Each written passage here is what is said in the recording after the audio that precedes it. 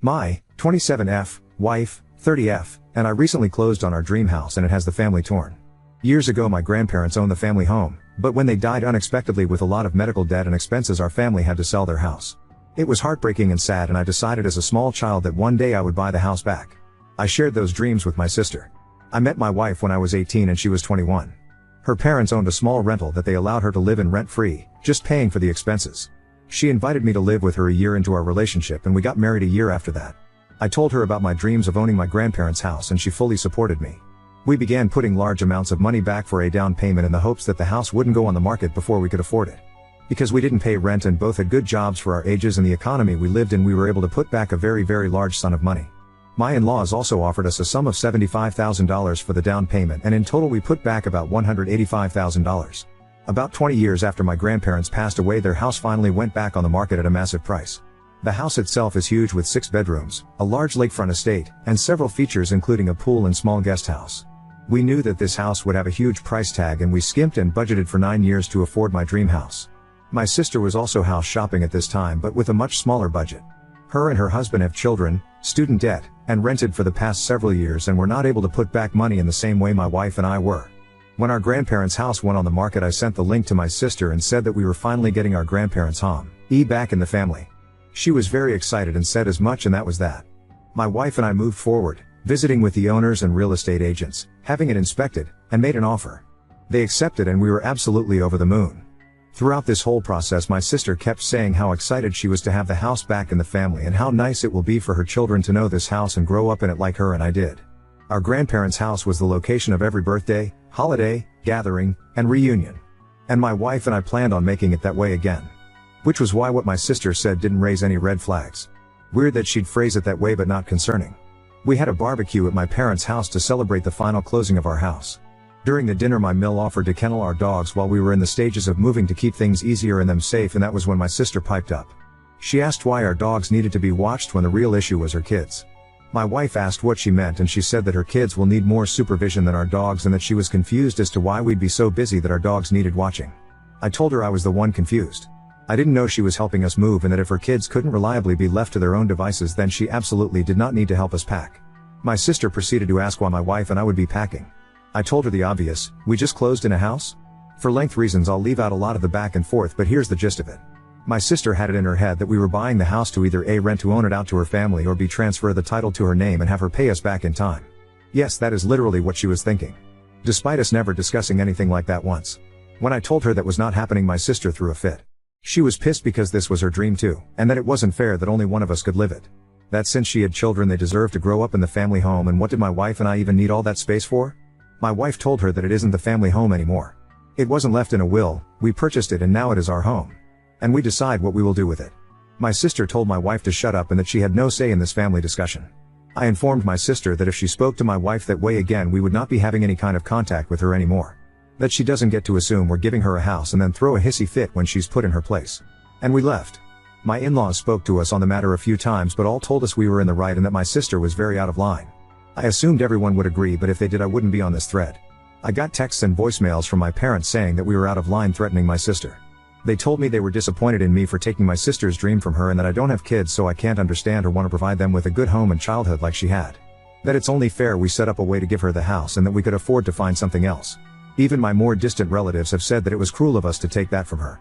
I'm honestly super shocked and taken aback. I've seen stories similar to this on Reddit, entitled people thinking they should get their relatives' houses, but I never expected to live it.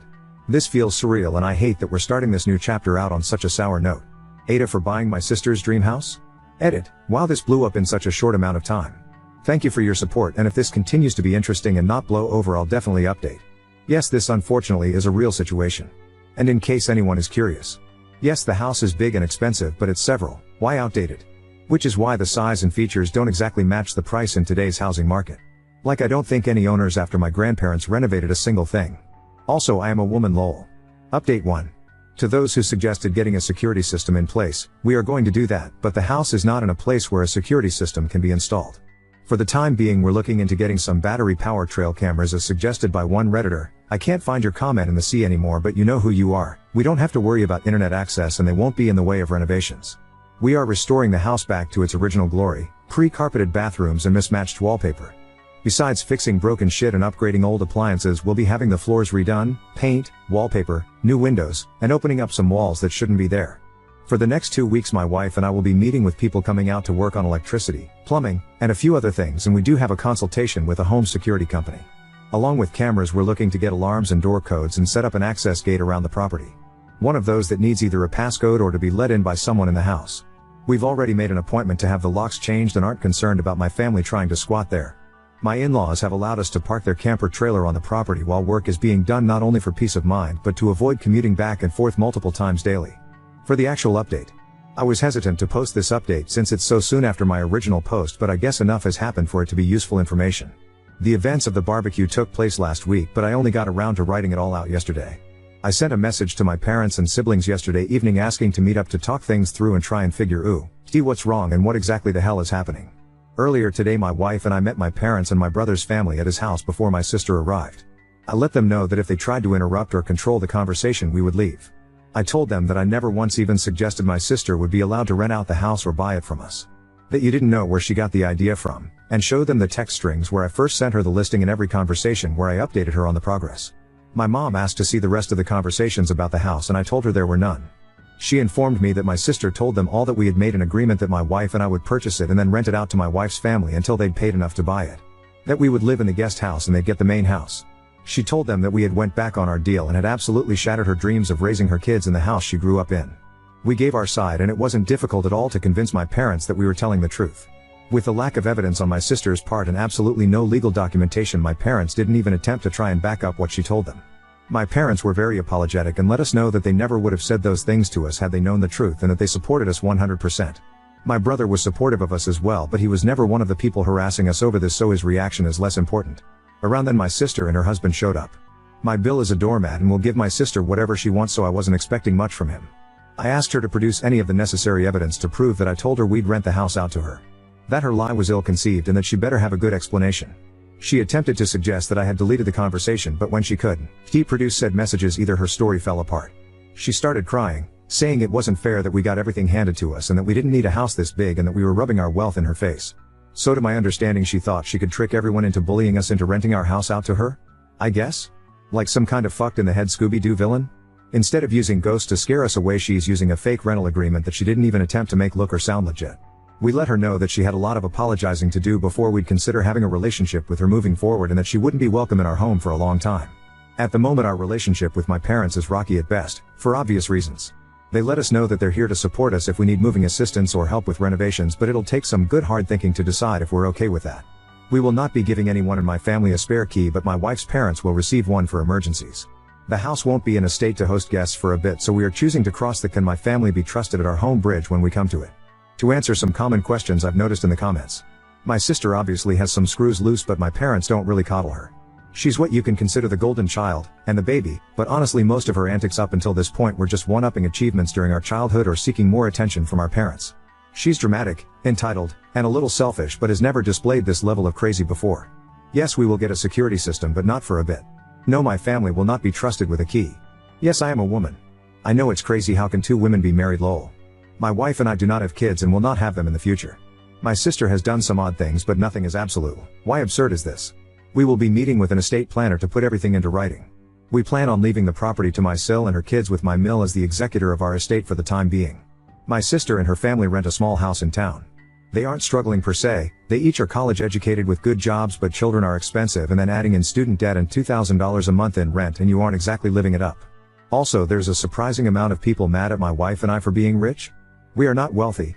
My in-laws are comfortable and are generous enough to allow us to occupy their rental at no charge. They bought a new house decades ago and just didn't sell their previous one.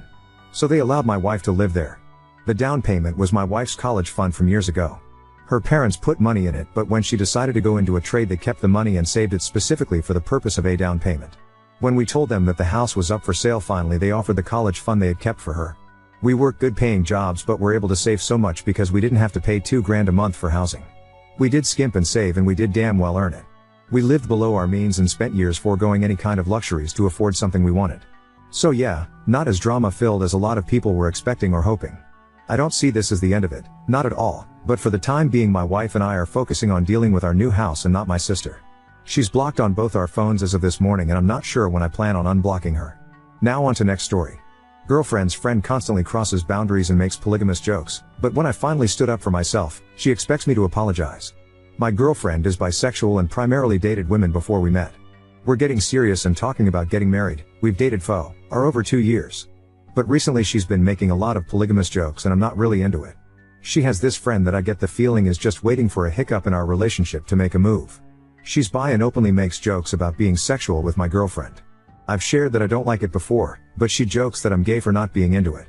Maybe I could be into an experience, but honestly, this person just makes me uncomfortable too often. Besides that, she's just not my type sexually. We had a long conversation around COVID about she wanted to be referred to he/him, so I did. 2 years later he wanted to be referred to as they/them, so I did. Recently she's circled around back to she/her, which is fine. But the whole time she dresses like a Kyle. For those of you that are unfamiliar, a Kyle is a kind of guy that wears Fox apparel, washes down vape with a Monster Energy drink.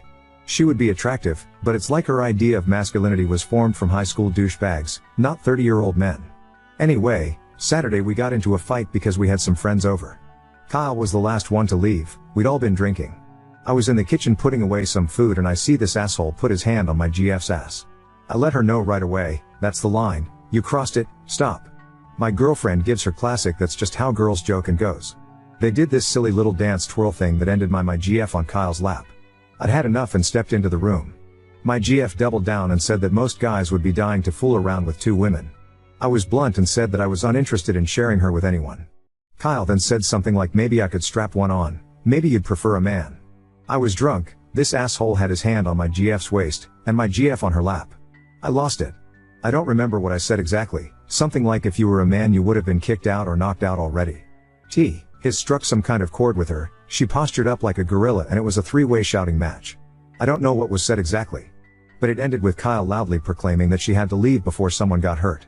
Here's the problem, my GF somehow thinks that I need to apologize.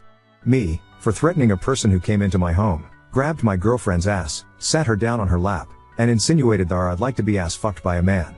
She says that I needlessly introduced violence, and forced Kyle to drive home intoxicated. I honestly can't fathom an apology, and I honestly don't care to have Kyle in our life anymore. I'm not typically the one to die on a hill, but I feel like anything short of digging my heels in is unacceptable. I told her I'd think about it, she's staying at a cousin's house for a few days. If it was just one night, I'd get it, but it's been several. Saturday was just the tipping point. But honestly, she acts like this something she can get out of her system. I think she wants to be bi, and I think a lot of her friends are doing the poly thing. It's just not for me. I want one partnership with one person. All of her poly friends are in relationships but they come and go, there's nothing concrete there. She claims to want kids, she claims to want commitment. But her actions say otherwise. Update 1. She arrived yesterday with a peace offering from our favorite ice cream shop and wanted to set things aside so we could settle down and catch up on the new episode of Hot. I told her that I was uncomfortable just eating ice cream and watching TV with the elephant in the room. I think that she could sense that I was in a different mood than she expected. The talking points were as follows. I mentioned that I felt no need to apologize, and referenced that Kyle had never apologized for disrespecting me in my home on other occasions. And THST the average person would display hostility towards someone who acted the way Kyle acted. Her response was that she felt it was a first-time offense and that she had no idea I felt so strongly towards the jokes in the past. I cut her off and told her that she wasn't listening to me if that was how she felt. She stated that I introduced violence, and that's what I should be apologizing for. I stood my ground and said that any person who touches another person's spouse sexually in front of them, without their consent should understand that they're going to provoke a reaction. Given that I actually have boxing experience, I showed restraint. She made this weird point that, because I have boxing experience I should somehow be more careful about provoking violent situations because I know that a fight between Kyle and I is a mismatch. Which I easily countered with the fact that I didn't provoke the situation, Kyle did, and my girlfriend not seeing that as a problem. She mentioned that it was reckless for me to kick out an intoxicated guest. I easily retorted with Uber fucking exists. There's no reason to drunk drive in 2024. If she dies in DUI it's because she was too cheap/stupid to pay the $15 to get a ride there. I looked it up yesterday. Her stupidity is not my responsibility. I asked her if she'd slept with Kyle in the past. She said no. Maybe I'm biased and not to be trusted, but I believe her. I told her that it makes me super uncomfortable that she keeps pressuring me into having sex with someone I'm unattracted to. This is compounded by the fact that I've had to jump through hoops to make sure that Kyle was comfortable with her sexuality over the years. This is the curveball I didn't expect. She claimed that Kyle actually likes me for that reason. That Kyle shows her affection like a schoolyard idiot. That Kyle feels comfortable with the both of us. My girlfriend feels comfortable with Kyle, so their intention was to gauge my comfort level and proceed. Obviously I brought up that I wasn't sexually attracted to Kyle in any way. And she hadn't helped her cause by treating me the way she has that night or the nights prior. My girlfriend reinstated that she was unaware that my feelings before were as strong as they are because I didn't display emphasis or something. Essentially she thought I shrugged it off in good humor. I stated that I'd like to start talking about what a breakup looks like. She was obviously so far from the idea that we were talking about a breakup. Immediate waterworks, immediately incoherent, and apologetic. I brought up that I'm unsure if she actually believes in our shared goals of marriage, parenthood, and monogamy. She was in hysterics but essentially couldn't believe that I would come to that conclusion based off one night. I reminded her that it was a pattern of behavior. Not one night. She then backpedaled and said that her polygamous behavior was a part of her life she wanted to share with me before we were married. And she believed that she was presenting it in a way that she thought would be appealing to me. I think she thinks I have porn brain. But I reminded her that I'd showed a lack of interest before, and that in my opinion this wasn't the first time she'd pitched fooling around with Kyle. She circled back to insisting the other times were jokes.